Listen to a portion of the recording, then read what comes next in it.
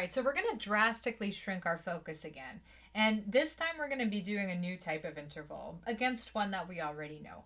We're going to be working on perfect fourths as the new one. And the one that we already know is perfect fifths. These ones are closer together, and as such, they're maybe a little bit harder to discern from each other. But we're going to use a song cue, just like we've done with the other ones.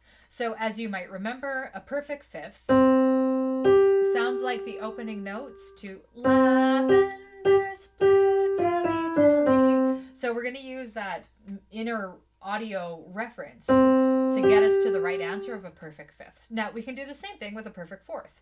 For a perfect fourth, we can think of the bridal march. I think it's a march. Here comes the bride. That's going to be the fourth sound. So again, bridal song and Lavender's Blue. That's going to be a perfect fourth and a perfect fifth. And they're all going to be going up. We're going to change that tomorrow, but let's just keep this upward train going for now.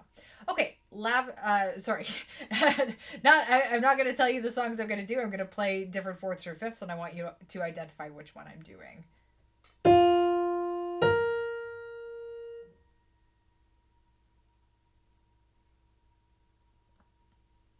That is a perfect fourth.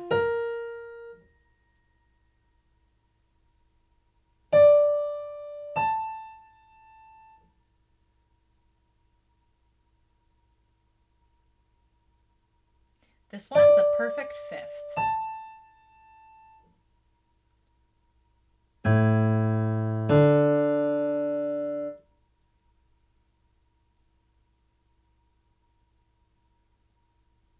Here we've got a perfect fourth.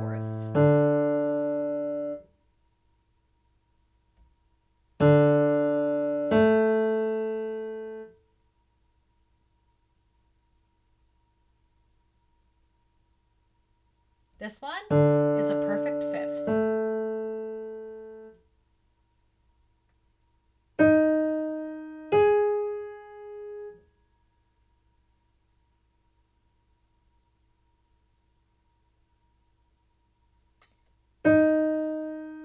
Perfect fourth.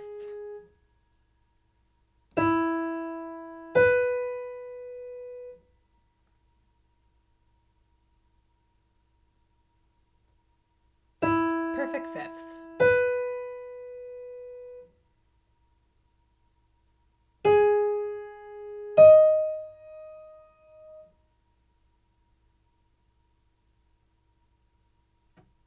Perfect fifth.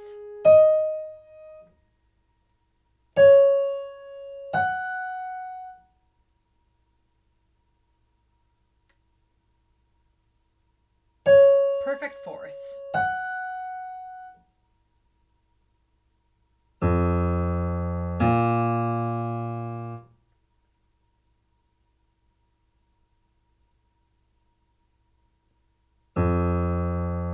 Perfect fourth.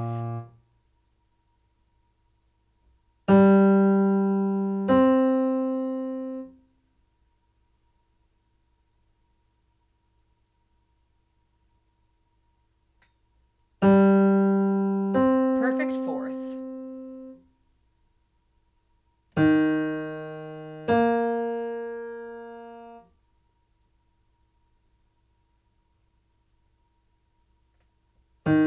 Perfect fifth.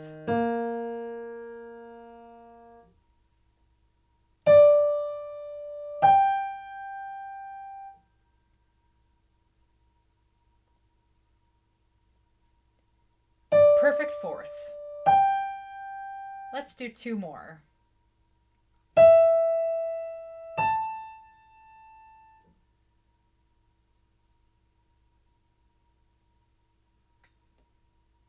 Perfect fourth. Last one.